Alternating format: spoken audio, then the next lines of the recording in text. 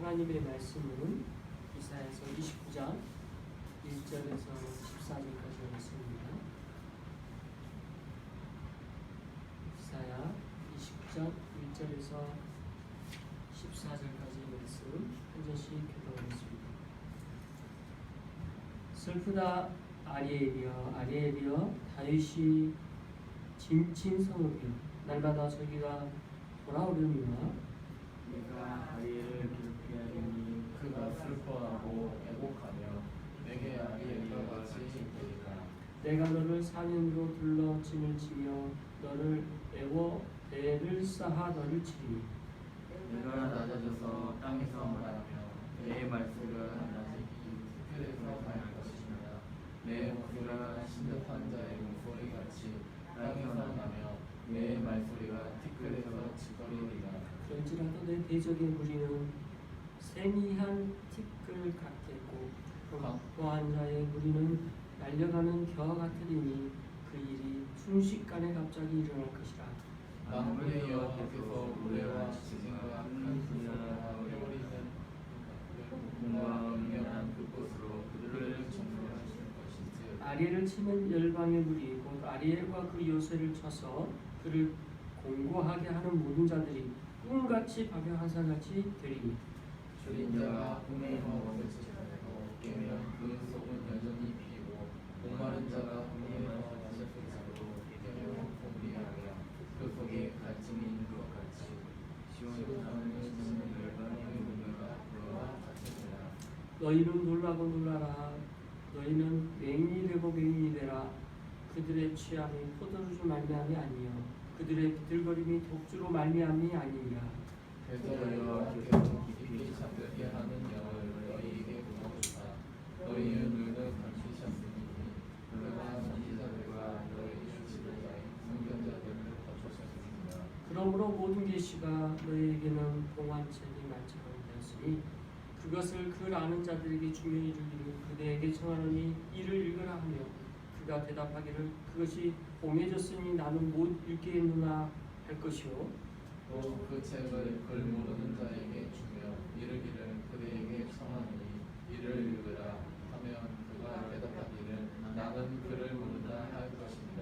주께서 이르시되 이 백성이 입으로는 나를 가까이 하며 입술로는 나를 공경한다 하나 그들의 마음은 내게서 멀리 떠났나니 그들이 나를 경외함은 사람의 계명으로 가르침을 받았을 뿐이라.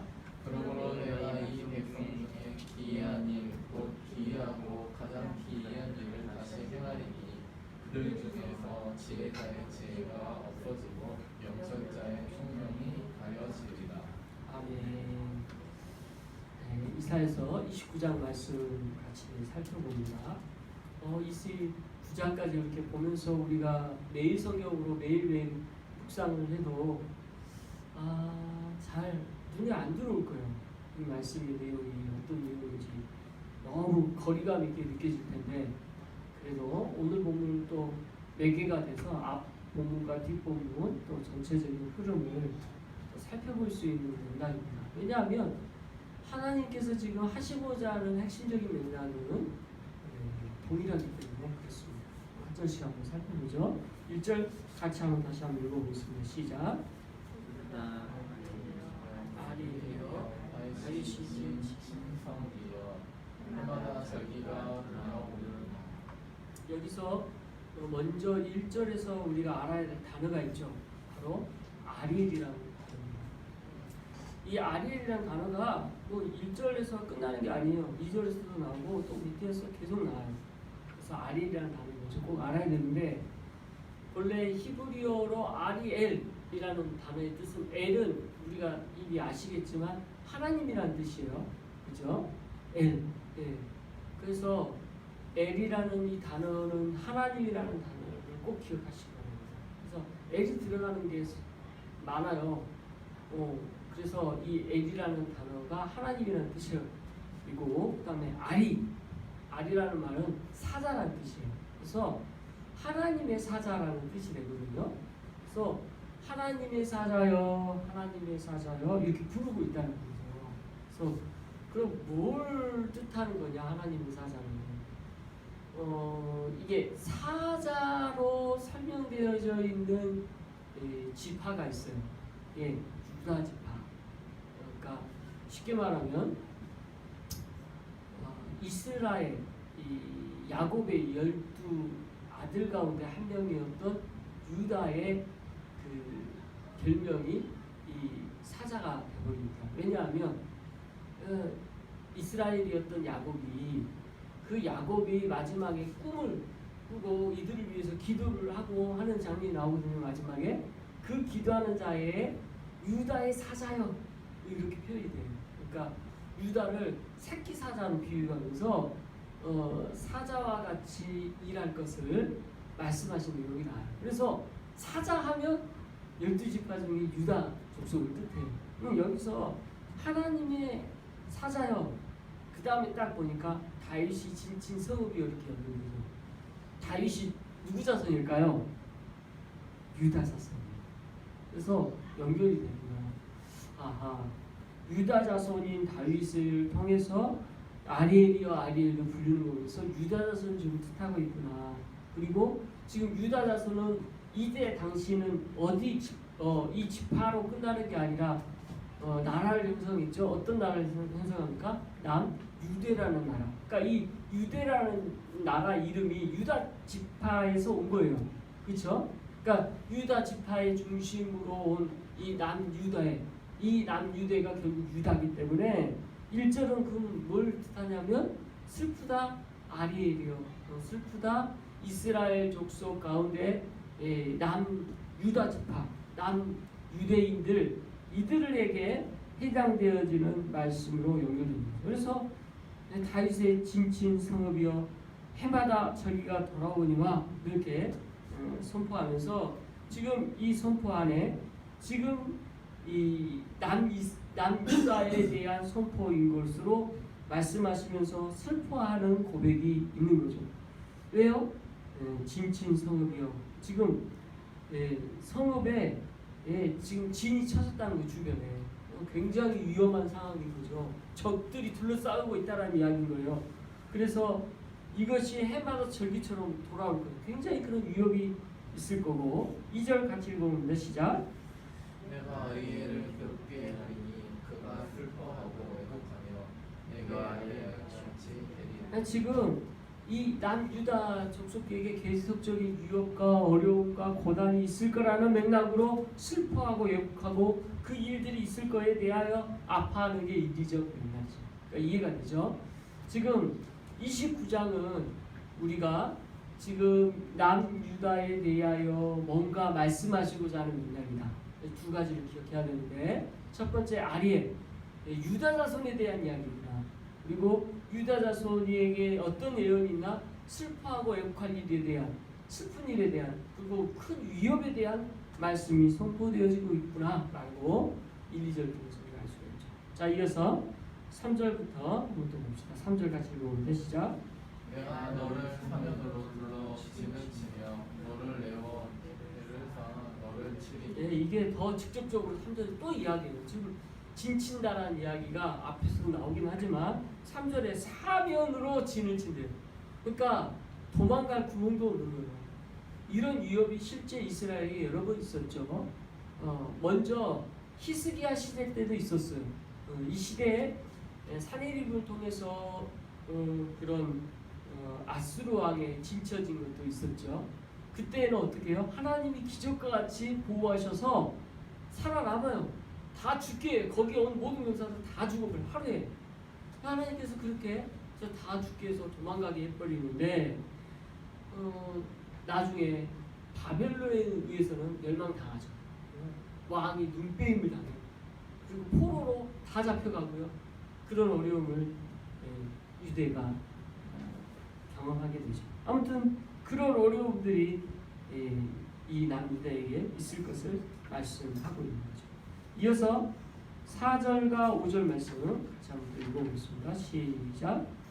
내가 낮아져서 하나님과 말하며 내 말소리가 양이 그릇한 것이라 내 목소리가 신속한 자의 목소리같이 땅에서 나며 내 말소리가 그럴지라도 내 대적의 무리는 세미한 티끌 같겠고 강포한 날려가는 자의 무리는 날려가는 겨와 같으리니 그 일이 순식간에 갑자기 일어날 것이다. 그래서 4절 5절에서 지금 있어질 재난, 있어질 큰 어려움이 어떤 식으로 나타날 거냐 볼 때 지금 우리 이 사절에 대하여 주석가들이 설명하는데 되게 어려워해요. 다들 해석이 다르고 이게 도대체 무슨 말인지 잘 모르겠다. 이게 도대체 어떤 의미냐? 어떤 사람들은 앞에서 말했지만 사내립의 아수르의 공격일 거다. 이렇게 그래서 굉장히 비참하게 될 거다. 또 어떤 사람은 이스라엘 백성들, 예루살렘에 있는 그 성의 백성들이 너무너무 두려워가지고 공포에 떨어서 소리조차도 내지 못하는 그런 상황에 있을 거다. 그러니까 우리가 너무 무서우면 소리를 내요? 너무 무서우면 소리 못 내요. 그런 공포를 경험해 본 적 있습니까? 너무 무서우면요 목소리도 안 나요. 너무 당하게도 소리가 안 나오잖아요. 소리가 안 나요. 지금 그런 상태다. 또 세 번째는 이 아수르와 이 공격과 포위가 너무 무서워가지고 그것이 마치 죽은 사람 같이 될 것이다. 그래서 소리를 낼 수 없는 상황이 돼버린다. 뭐 이런 해석도 있어요. 자, 뭐 무슨 해석이든 간에 지금 이 4절의 내용은 이스라엘에게서 큰 공경이 있음에 대하여 하신 말씀입니다. 그래서 이 4절이 그렇게 일단 보여주고요. 그래서 이 4절까지를 먹고 나서 이제 5절이 뭐라고 말하냐면 그럴지라도 내 대적의 무리는 세리한 티끌 같겠고 이제 여기서부터 충격이 뭐냐면 하나님께서 이스라엘 백성들에게 지금 4절까지 무슨 말씀이에요? 큰 위협과 어려움과 두려움의 모습을 막 말했죠. 그러면 5절 말씀에 그 논리적 순서라면 그래서 그 결과가 어떻게 될 거냐? 여러분 상식적으로 생각할 때는 어떻게 될 것 같아요? 그래서 큰 위협 받아서 다 죽고 막 이렇게 돼야 되잖아요. 근데 5절에 뭐라고? 그럴지라도 그래서 완전히 반전이 되는 말씀이에요. 대적의 무리가 어떻게 돼요? 오히려 세미한 티끌같이 돼버리고요. 강포한 자의 무리가 날려가는 겨가 같이 돼서 이 일이 순식간에 일어날 거예요. 근데 우리가 생각할 때 이 5절 말씀에 아수르가 생각이 나죠. 아수르가 실제 이렇게 됐죠. 그 어마어마한 대군을 끌고 왔어요. 여러분 한번 상상해보세요. 이렇게 내 성이 있어. 우리도 가까운 화성이 있으니까 화성이 있는데 이 화성 주변으로 어마어마한 대군이 둘러싸고 있어. 얼마나 두렵겠어요. 근데 한순간에 어떻게 됐어요? 그 대군들이 다 죽어버렸어요. 하나님께서 죽게 하셨죠. 그리고 나니까 그 공포의 대상이 티끌같이 됐다라는 표현이 딱 맞잖아요. 날아가는 겨와 같은 존재예요. 그렇게 무서움의 대상인데 이렇게 5절 말씀하고 있습니다. 이어서 6절 같이 봅니다. 시작. 만군의 여호와께서 우레와 지진과 큰 쇠로와 회오리 바람과 폭풍과 맹렬한 불꽃으로 그들을 징벌하실 것이지. 야, 하나님께서 이들에 대한 징벌 방식을 얼마나 무섭게 하냐면요. 우리와 지진과 큰 소리와 회오리 바람 폭풍 열렬한 아주 그냥 하나하나가 다 무서워요. 우리만 와도 무섭고요. 최근에 중국에서 어떤 빌딩에 천둥번개 치는 걸 저 봤거든요. 여러분 뉴스에 봤는지 모르겠는데 얼마 전 일이에요. 우와, 얼마나 무섭던지. 건물을 갖다가 아마 피리침도 있고 옆에 철탑 같은 거 있었던 것 같아요. 근데 건물이랑 같이 있으면서 철탑이 한순간에 사라져버려요. 와, 소름. 얼마나. 근데 그거 보면 중국인 찍던 중국인 완전히 놀래가지고 그 중국인의 음성이 더 충격이 와. 이거 세상에 이거 어떻게 이런 일이 일어나는 거야. 근데 지금 맹렬한 불꽃 마치 그렇게 느껴요. 그렇게 하나님께서 우리와 지진과 큰 소리와 회오리 바람과 폭풍과 그런 것으로 징벌하십니다. 미국에서 그 최근에 일어난 며칠 전 일입니다. 미국에서 일어난 그 큰 이제 회오리 바람, 토네이토, 그 바람이 하는데 지붕 날아가는 거 여러분 봤어요? 그래서 그걸 보면 한국의 앵커가 뭐라고 비유했냐면 그 이제 도로시 그 저 뭐죠? 오즈의 마법사에 나오는 한 장면 같다고. 지붕이 막 날아가니까 이렇게 바람에 의해서 확 올라가니까 영화의 한 장면 같더라고. 진짜 얼마나 무섭던지. 야, 하나님께서 징벌을 하실 때 모습이 그러겠구나. 이 말씀을 통해 한번 하나님의 위엄과 하나님께서 하시는 그 징벌이 얼마나 무서운지 이 말씀을 통해 다시 한번 보게 됩니다. 자, 이어서 7절 8절 말씀 같이 한번 보겠습니다. 8절 시작. 아리엘을 치는 열방의 무리 곧 아리엘과 그 요새를 쳐서 그를 공고하게 하는 모든 자는 홍같이 밤의 환상같이 되리니 주인 자가 꿈에 먹었을지라도 깨면 그 속은 여전히 비고 목마른 자가 꿈에 마셨을지라도 깨면 곤비하며 그 속에 갈증이 있는 것 같이 시온산을 치는 열방의 무리가 그와 같으니라. 네, 7절 8절 보니까 우리 다 이해되는 말씀이에요. 그죠? 우리 꿈을 열심히 꿨어. 뭐 백만장자가 되는 꿈을 꿨다 하더라도 깨면 어때요? 아무 의미 없어. 근데 지금 이런 꿈과 같은 것으로 비유를 하잖아요. 뭘로 비유해요? 실제 있는 일이에요. 사내님이 공격을 어마어마한 군대를 지쳐서 완전히 쑥대밭을 만들러 데리고 내려왔어. 이제 공격만 하면 끝이야. 그런데 그게 마치 꿈과 같이 아무 짝이 쓸모없이 다 죽여버렸어. 하나님께서. 그러니까 이 말씀을 통해서 지금 마치 꿈과 같은 일이 일어날 것을 말씀하고 있어요. 실은 이스라엘 백성들은 다 죽을 줄 알았죠. 근데 하루아침에 그렇지 않아. 언제 그랬냐는 듯이 하나님께서 완전히 역전을 시켜버리죠. 그 일이 일어날 것을 말씀하시면서 시온산을 치는 열방의 무리가 그와 같이 내리라. 그와 같이 내버렸어요.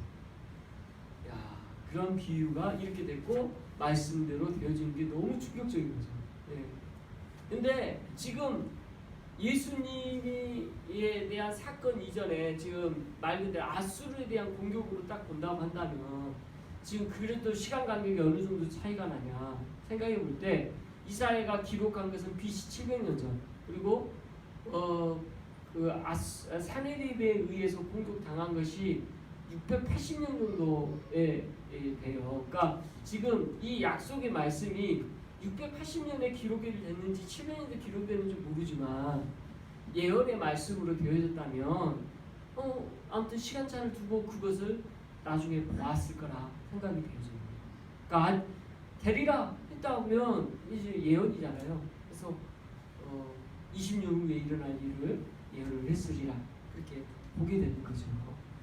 아무튼 우리가 그때 그 상황을 다 자세히 우리가 알 수가 없지만 이런 일들이 계속 일어나고 있습니다. 자, 9절 말씀 읽겠습니다. 시작. 너희는 놀라고 놀라라. 너희는 맹인이 되고 맹인이 되라. 그들의 취함이 포도주로 말미암으며 그들의 비틀거림이 복주로 말미암음이 아니니라. 자, 8절까지 이제 우리 내용을 정리하면 먼저는 이스라엘의 하나님께서 진노하시고 책망받을 만한 말씀을 하셨고, 두 번째는 그러나 그것을 공격했던 이제 열방 민족들이 어떻게 돼요? 완전히 티끌같이 된다는 이야기를 하셨고, 그리고 나서 이제 9절에는 또 다른 이야기를 하고 있어요. 무슨 이야기를 하고 있어요? 놀라고 놀라라. 이렇게 시작.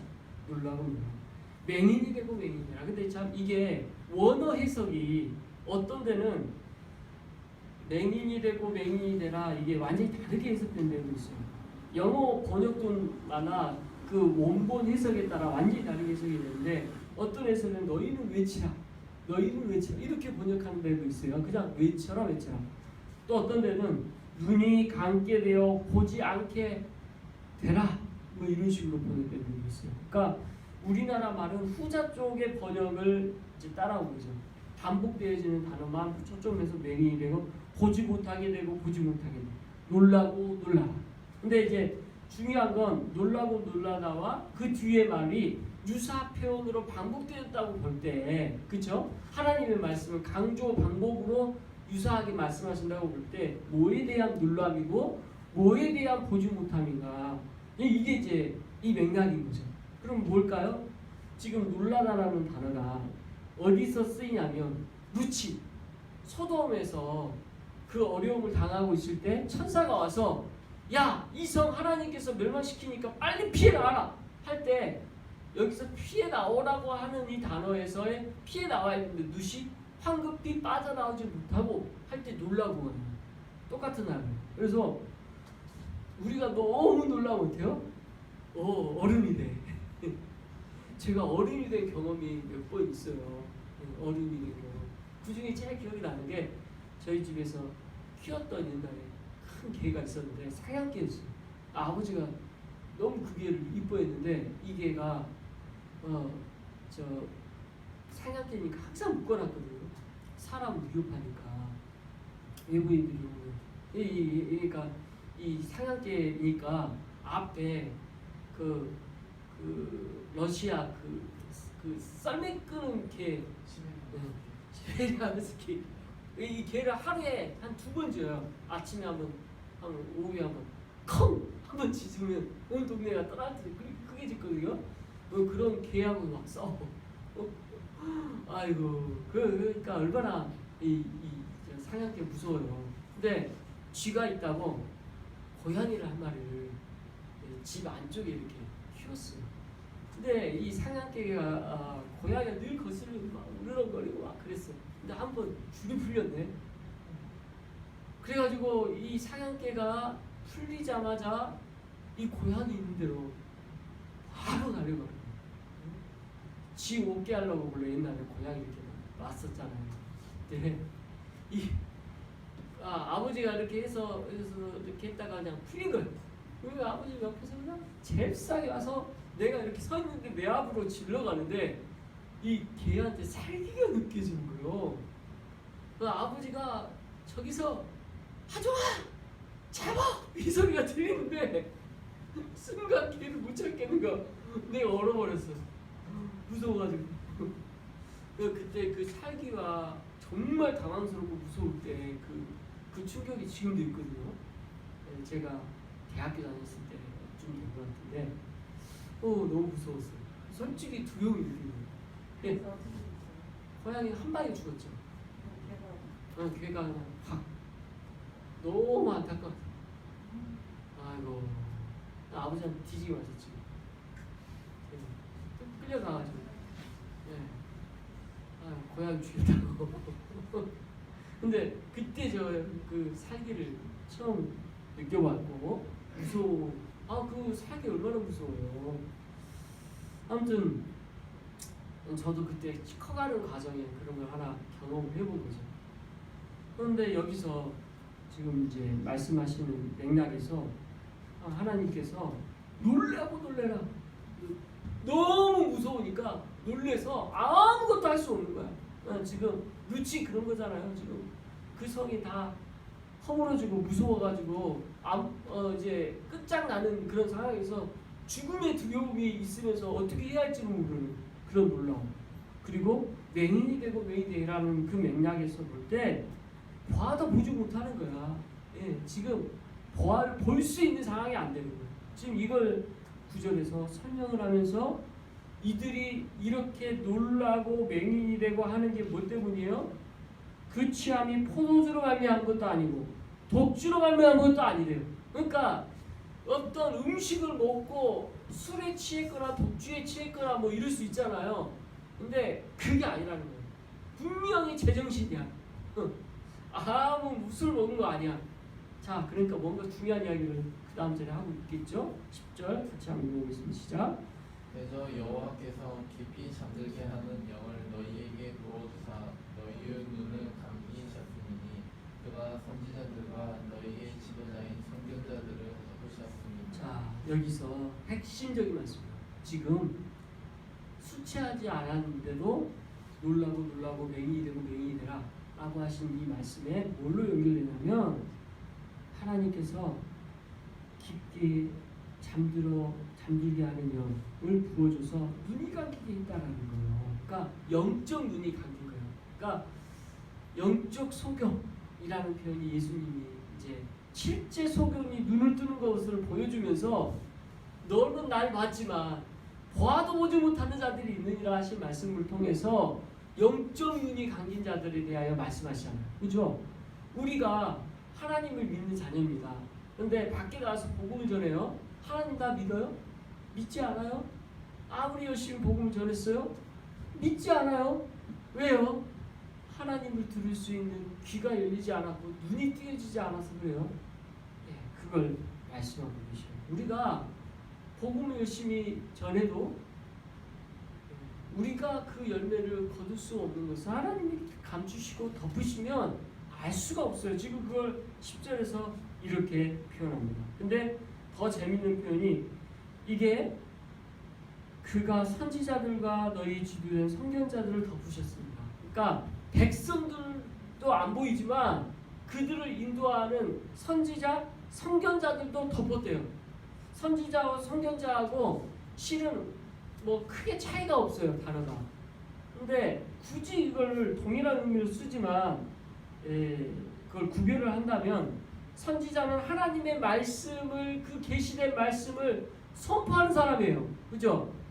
그러면 선견자는 뭐예요? 볼견자를 쓰잖아요. 보는 사람들이요. 하나님께서 말씀하신 것에 대하여 본 바에 대한 이상을 선포하는 자예요. 그러니까 결국 같죠. 하나님의 말씀을 듣거나 보거나 하는 이 모든 것을 선포하는 자예요. 하나님의 말씀을 선포하는 자. 거기에 초점이 있죠. 근데 그걸 해요 못해요? 못한다라는 거예요. 왜요? 볼 수 없게 다 덮어놓으셨기 때문에. 그래서 10절까지 볼 때 지금 9절 10절은 무슨 맥락을 하고 있어요? 이스라엘 백성들이 정작 봐야 될 것을 보지 못한다는 내용으로 말씀하고 있는 것입니다.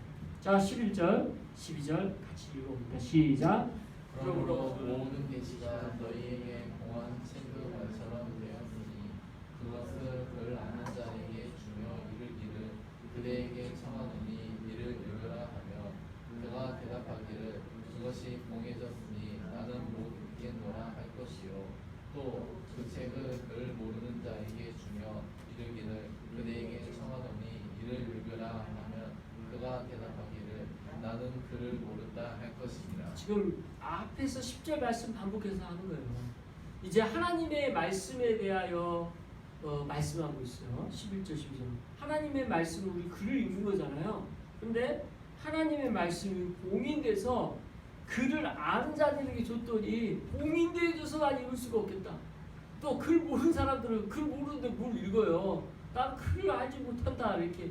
그래서 읽을 수 없다 이렇게밖에 말 못하잖아요. 그러니까 하나님의 말씀을 주어져도 읽지 못해요. 근데 여러분 재밌는 거 하나 말씀드리자면 우리가 이제는 한글로 번역됐잖아요. 그렇죠? 우리는 한글로 번역돼서 성경의 말씀에 대하여 언제든지 어떤 말씀이 다 읽을 수 있어요. 뜻은 알 수 없어도. 저도 66권 성경 전체를 하나님의 모든 말씀으로 완전하게 이해냐 못해요. 목사인 저도 완벽하게 소화할 수 없어요. 첫 번째는 예언된 말씀이기 때문에 아직 하나님께서 우리에게 감춰진 바가 있음을 인정해요. 일부는 봉인되었다라고 지금도 우리는 말할 수 있어요.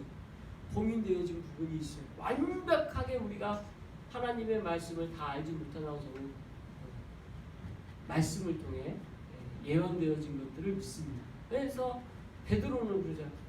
우리가 이 말씀을 쉽게 설명하거나 쉽게 예언을 해석하다가 오류에 빠지지 않는 실수를 범하지 않도록 말씀하죠. 그렇죠. 이 말씀 여전히 저에게도 어려운 말씀이 있습니다. 특히 이사야 말씀은 예언의 말씀이기 때문에 그런 면이 있는 거예요. 그래서 봉인되어졌다라는 측면에서는 우리도 이해돼요. 근데 66권 성경 전체에 대하여 우리는 한글로 있어요. 그러니까 읽을 수 있잖아요. 얼마나 감사해요. 그래서 복음이 무엇인지를 알 수 있는 것은 하나도 우리가 그 부분에 있어서는 갖춰진 게 없어요. 명료하게 예수님을 통하여 복음이 무엇인지, 이 세상에 주어진 가장 기쁜 소식이 무엇인지 우리는 압니다. 뭡니까? 예수 그리스도를 통하여 우리가 구원을 얻었다는 사실. 이 사실은 이미 우리에게 주어진 명확한 믿음의 확신이고 우리에게 주어진 선물이에요. 이거는 변하지 않고 선포된 우리에게 보여진 말씀이에요. 네. 그런 차원에서 우리에게는 이 성경을 해석할 수 있는 게 너무 많아졌고 많은 부분들을 이해할 수 있습니다. 근데 여러분 우리가 한글로 이 성경을 갖게 된 지 얼마나 된 것 같아요? 불과 100년이에요. 불과 100년. 아무리 빨려도 1800년대 후반이에요. 1700년대까지만 해도 이 성경에 대해서 우리는 한글로 갖고 있지 않았어요. 그러면 유럽 국가들은 언제부터 갖고 있었을까? 자국어로? 네, 그래요. 종교개혁 이후에. 그게 빨라도 1500년대, 1480년대에 루터가 태어났죠. 그래서 1500년대 초반까지 살았죠. 그래서 그 다음에 칼빈이 1500년대 초반에 태어나서 중반까지 살죠. 그러니까 그때야 비로소 자국어, 그러니까 프랑스어, 독일어 뭐 이런 언어로 되어 있어요. 그러니까 그 전까지는 성경의 언어로 쓰여져 있는 게 어떤 언어겠어요? 히브리어, 헬라어, 그 다음에 라틴어 정도예요. 라틴어 정도로밖에 성경이 안 쓰여져 있어서 성경을 읽을 수 있는 사람이 얼마나 있었을까? 극소수였어요. 그러니까 종교개혁 이전에는요 신부들 가운데서도 성경의 말씀에 대한 내용에 대한 이해가 거의 없이 설교를 했대요. 그러니까 충격이죠. 우리가 성경을 받고 주어지는데도 불구하고 얼마나 오랫동안 성경에 대하여 제대로 읽을 수 있는 사람이 별로 없었는지. 근데 문제는 뭐냐면 우리는 이제 번역되어진 성경이 있는데도 불구하고 성경에 대하여 너무 모른다는 거예요. 오늘 이 말씀도 얼마나 어려워요. 오늘 처음 보신 분도 많을 거예요. 봤었음에도 불구하고 처음 본 것 같은 분도 있을 거예요. 저도 그런데요. 참 성경 읽기가 생각보다 어렵습니다. 그래서 성경을 늘 가까이 하는데 참 쉽지 않아요. 어렵거든요. 오늘 말씀 보면서 그래서 우리가 이 말씀에 대하여 다시 한번 가까이 가기가 참 우리가 쉬운 것 같은데도 어렵다라는 것을 다시 한번 인지하죠. 근데 오늘 말씀 그런 맥락은 아니죠. 오늘 이 말씀에서 뭘 말하고 있어요? 봉인되어 있는 거예요. 봉인되어 있어요. 근데 적용이 되는 게 실제 우리가 봉인되어 있지도 않았는데도 글씨도 모르지도 않은데도 보는데도 보지 않아. 맹인된 것 같아요. 그런 차원에서 이 말씀이 너무 안타까워요. 주어진 이 말씀 잘 깨닫고 알기 원합니다. 설교 말씀에 귀 기울이면서 하나님이 주신 말씀이 무슨 뜻인지 한 걸음 한 걸음 다 알아가시기를 원합니다. 아직도 우리에게는 감추어진 하나님의 약속의 말씀들이 얼마나 있는지 모릅니다. 그리고 그걸 발견할 때 기쁨이 얼마나 큰지 모릅니다. 그 기쁨을 함께 누리는 사역이 되시기 바랍니다. 자, 이어서 13절 14절 말씀 같이 한번 읽어보겠습니다. 시작. 주께서 이르시되 이 백성이 입으로는 나를 가까이 하며 입술로는 나를 공경하나 그들의 마음은 내게서 멀리 떠났나니 그들이 나를 경외함은 사랑의 계명으로 가르침을 받았을 여기까지. 자, 먼저 13절 말씀에 주께서 이 백성에 대하여 평가가 뭐냐. 실제 오늘날까지도 유대인들의 그 교육, 아주 유명한 교육이죠. 유대인 교육. 하나님의 말씀을 문지방에 달고 항상 가까이 있는 게 있어서 늘 묵상하고 하게 하는 이 이스라엘의 교육은 지금도 유명한 하나님의 말씀 교육은 철저해요. 우리하고는 비교가 안 되게 하나님 말씀을 그렇게 어렸을 때 교육하고 알게 합니다. 근데 결정적인 그 어려움, 그들이 잘못했던 실수는 하나님 말씀을 안 가르쳤다는 게 아니에요. 보세요. 13절. 이 백성이 입으로 날 가까이 입술로 날 공경하나. 그래서 하나님에 대하여 알고 공경하는 것도 가르치고 하는데 문제는 뭐예요? 입으로만 해요. 입으로만. 그럼 무엇이 뭐예요? 문제가 그들의 마음은 내게서 떠났다라는 게 있는 거예요. 그래서 우리가 교육을 할 때도 마음으로 해야 되는 것을 성경의 가르침에서 보여줍니다. 그리고 나를 경외하는 사람의 계명으로 가르침을 받았다라는 거예요. 그러니까 성경 말씀을 가르치더라도 성경 말씀을 마음으로 배우지 않을 수 있다 없다? 있다라는 것을 오늘 말씀을 보여주고 그걸 하나님은 오늘날도 싫어하시겠구나라는 것으로 적용할 수 있겠죠. 아, 마음으로 하나님 말씀 배우는 것이 뭘까요? 이게 참 어렵죠. 예. 말씀 그냥 배우는 것도 어려운데 마음으로 배우는 게 뭘까? 이어서 14절 말씀 같이 읽어봅니다. 시작. 그러므로 내가 이 백성 중에 기이한 일, 곧 기이하고 가장 기이한 일을 다시 행하리니 그들 중에서 지혜자의 지혜가 없어지고 명철자의 총명이 가려지리라. 저는 이 14절 말씀 보면서 굉장히 많이 묵상하게 됩니다. 제가 봤던 주석에는 이 말씀에 대한 깊게 연구가 안 돼 있어서 다른 더 주석들을 살펴보지 못했는데 저는 이 말씀 보면서 그런 생각이에요. 기이하고 기이하고 기이하고 세 번 나오잖아요. 앞에서 우리가 이사야서 9장 6절에서 기이하다는 말 나오죠. 이 기이하다는 말이 기묘자로 나와요.